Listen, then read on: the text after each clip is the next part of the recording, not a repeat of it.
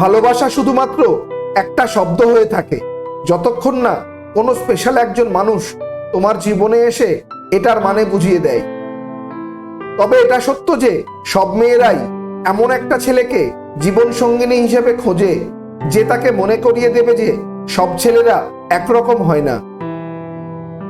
কাউকে ভালোবাসলে এতটাই ভালোবাসো যাতে তার জীবনে অন্য কারোর ভালোবাসা প্রয়োজন না পড়ে। তবে প্রকৃত ভালোবাসা তো সেটাই যাদের রাগ করতেও যেমন দেরি হয় না, আবার রাগ ভাঙতেও দেরি হয় না। মানুষ তার সাথে রাগ অভিমান করে থাকে যাকে সে মন থেকে ভালোবাসে। তবে মনে রেখো, কাউকে আবেগের ভালোবাসা দিও না, মনের ভালোবাসা দিও। কারণ আবেগের ভালোবাসা একদিন বিবেকের কাছে হেরে যাবে, আর মনের ভালোবাসা চিরদিন থেকে যাবে।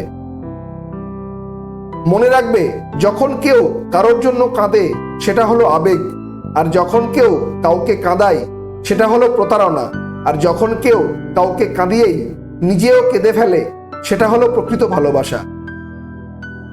তবে খেয়াল করে দেখবে, প্রথম দেখায় কখনো ভালোবাসা হয় না, যা হয় তা হলো ভালো লাগা, আর সেই ভালো লাগা নিয়ে ভাবতে থাকলে সৃষ্টি হয় ভালোবাসার। পৃথিবীতে অনেক ধরনেরই তো অত্যাচার আছে, ভালোবাসার অত্যাচার হচ্ছে সবচেয়ে ভয়ানক অত্যাচার।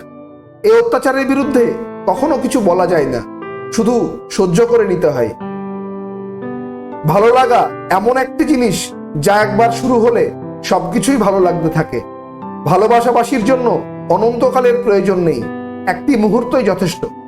ছেলে এবং মেয়ে বন্ধু হতে পারে, কিন্তু তারা অবশ্যই একে অপরের প্রেমে পড়বে, হয়তো খুবই অল্প সময়ের জন্য, অথবা ভুল সময়ে, কিংবা খুবই দেরিতে, আর না হয় সব সময়ের জন্য। তবে প্রেমে তারা পড়বেই। ভালোবাসা হচ্ছে এক ধরনের মায়া, যেখানে পুরুষ এক নারীকে অন্য নারীর থেকে আলাদা করে দেখে, আর নারী এক পুরুষকে অন্য পুরুষের থেকে আলাদা করে দেখে। যদি তুমি মানুষকে বিচার করতে যাও তাহলে ভালোবাসার সময় পাবে না। তুমি যদি কোনো মানুষকে জানতে চাও তাহলে তাকে প্রথমে ভালোবাসতে শেখো। তবে ভালোবাসার মানুষের সাথে বিয়ে না হওয়াটাই বোধহয় ভালো। বিয়ে হলে মানুষটা থাকে, শুধু ভালোবাসা থাকে না। আর যদি বিয়ে না হয় তাহলে হয়তোবা ভালোবাসাটা থাকে, শুধু মানুষটাই থাকে না। মানুষ এবং ভালোবাসা, এই দুইয়ের মধ্যে ভালোবাসাটাই হয়তো বেশি প্রিয়। জীবনে কাউকে ভালোবাসলে তার সামনে তোমার ভালোবাসা প্রকাশ করো, কারণ সময়ের সাথে সাথে ভালোবাসা প্রকাশ না পেলে সেটা ঘৃণাতে পরিণত হয়। আজকের ভিডিওটি এই পর্যন্তই। আজকের ভিডিওর মতো পরবর্তী অনুপ্রেরণামূলক ভিডিও দেখতে হলে চ্যানেলটিকে অবশ্যই সাবস্ক্রাইব করে পাশে থাকা বেল আইকনটি প্রেস করবেন।